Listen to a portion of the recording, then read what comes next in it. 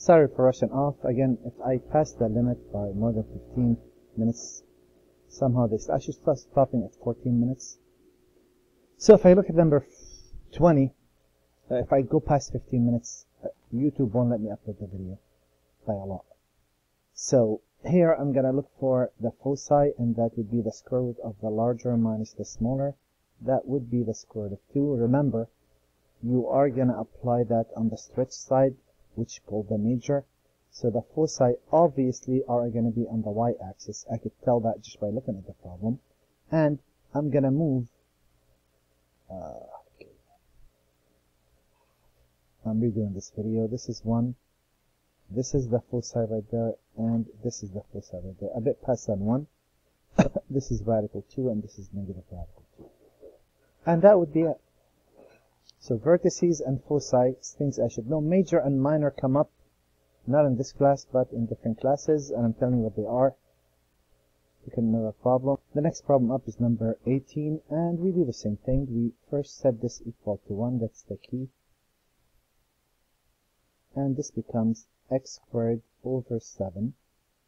Oh man, I'll get this right. 16 plus y squared over 7 equals a 1. So when I get to this grid, I would move 4 in the x, right? Because what is squared to get 16 plus or minus 4? If it's an integer, that's clear enough. What do you square to get a 7? Well, that is 1, 2, point sum, right? It doesn't matter where. And 1, 2, point sum. And if I connect those with a smooth curve, oops,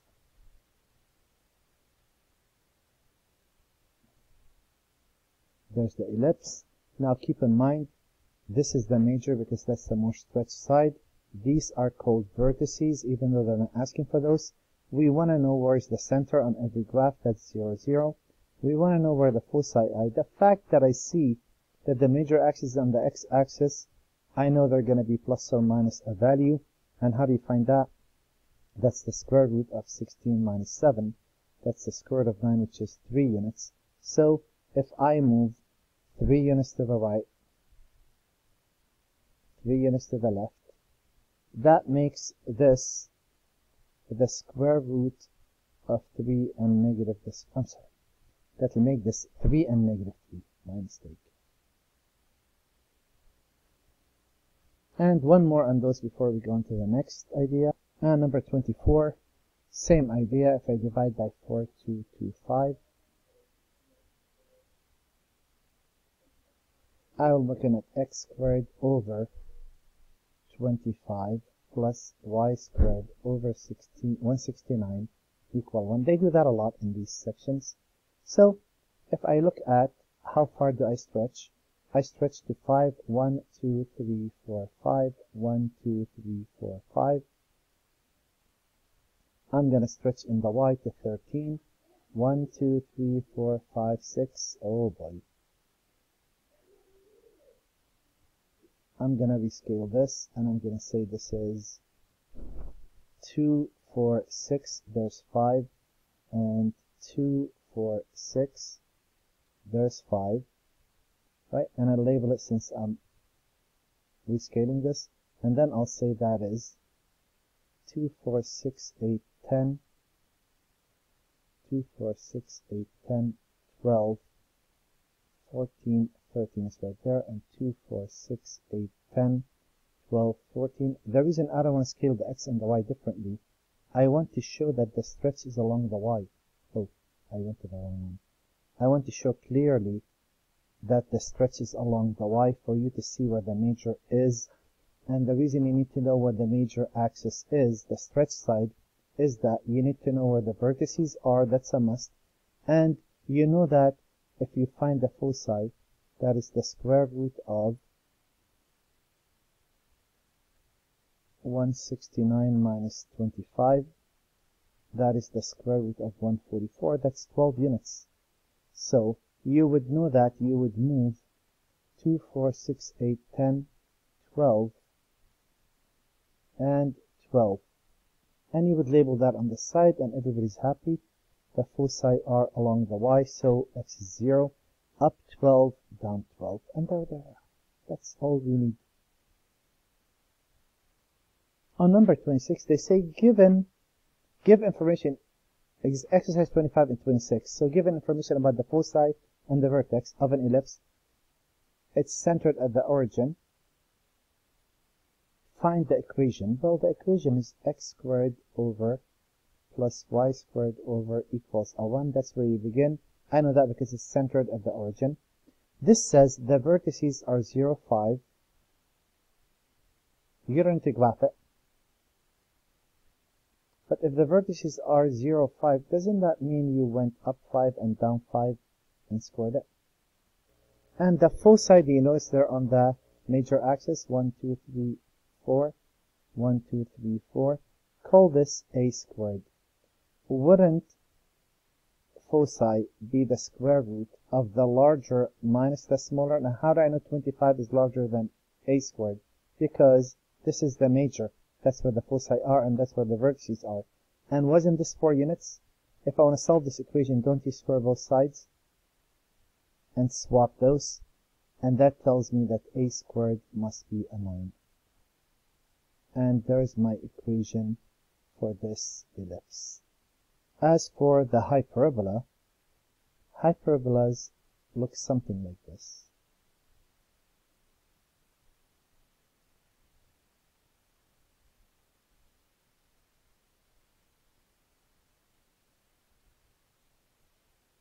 The 1 still holds, but hyperbola contains one of the two to be a negative. And here the foci are the square root of a squared plus b squared. No confusion there. And there it is. And I'm going to show you through examples how to do this again. And I'm going to start off with number 20. 20, you want to make sure that's a 1, so you force it to be a 1. That's easy to do. Notice they put the bi squared first. Be careful with that, because they want to put the negative after. This author likes that. So how does that work? I stretch in the x 2 units to the right, 2 units to the left. Label those. I stretch in the y 2 units up, 2 units down. Instead of connecting those in a circle, I create a rectangular box.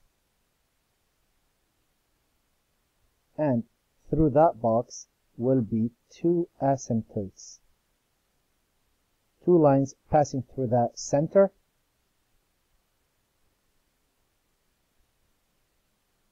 And the edges of that box. Now, the graph is going to be one of 2 types. Either the graph is going to look like this. You start at that point right there on the box, and you head toward the asymptote. Hyperbola is 2 parabolas on the opposite side. Or it's going to be one of those. And how do you decide? Actually, you decide by the negative. That is, you come down, say, alright, where's the negative? The negative is in front of the x. There's nothing along the x-axis. So the graph is that upper and bottom parabolas. Let's see what they want. Give an equation of parabola in 27 to 34.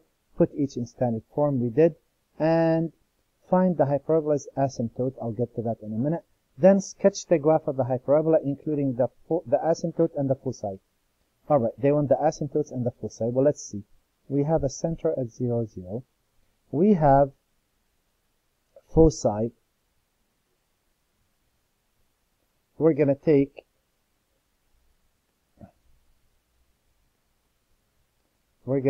f to equal the square root of 4 plus 4. That's radical 8.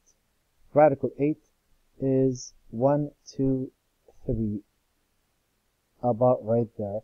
And 1, 2, 3. It's always on with the part that has a graph. So this is radical 8 or 2 radical 2 or negative radical 8. That takes care of it. The asymptotes.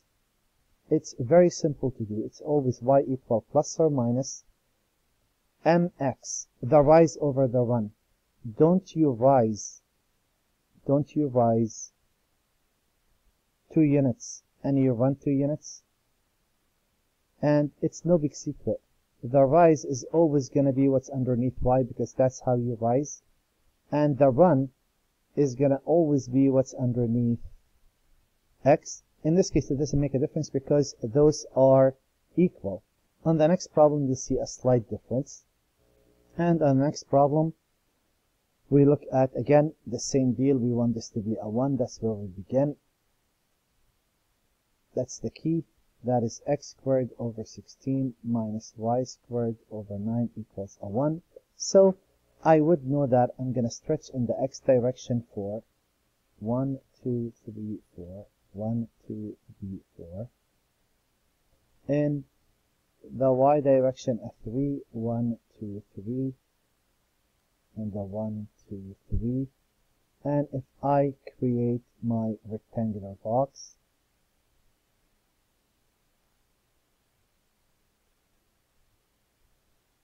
and if I run a line through the edges of that box in the center, I know the center for this graph is at 0, 0. Now, they're not asking for vertices. I'm going to label that on one of them. The vertices will be depending on the stretch side. This is not needed. Again, don't get alarmed. You need to label the foci, and you need to label the equation for the asymptote. Well, let's see. The fact that the negative happens to be in front of the y, there's nothing along the y-axis. So the graph looks like this. That's why that rectangular box is extremely important. In case they ask for the vertex, you know that is 4, 0 and negative 4, 0. This is not needed for this problem, but I need you to know where the vertex is.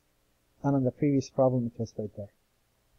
Now, if I look at the foci, well, that would be the square root of 16 plus 9, which is 5. And it's always on the stretch side, so 1, 2, 3, 4, 5 units. I'll label that clearly. And I would say that is 5, 0, negative 5, 0.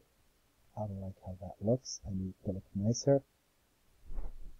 There we go. Now,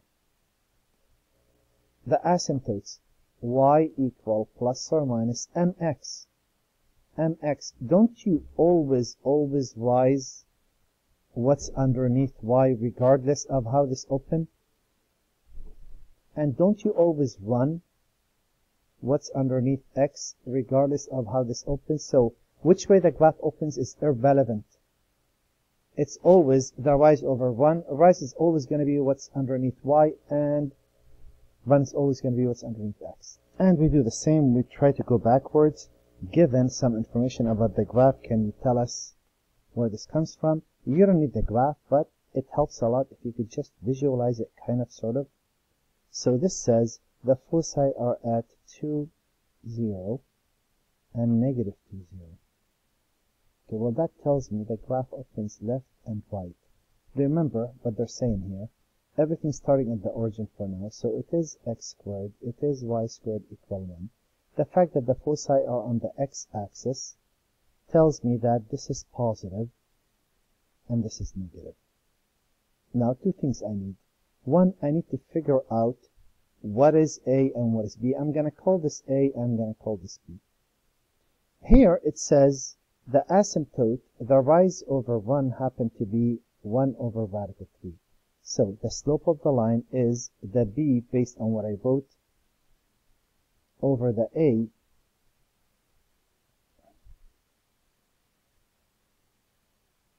and that would be a 1 over radical 3. If I cross multiply, A equals radical 3B.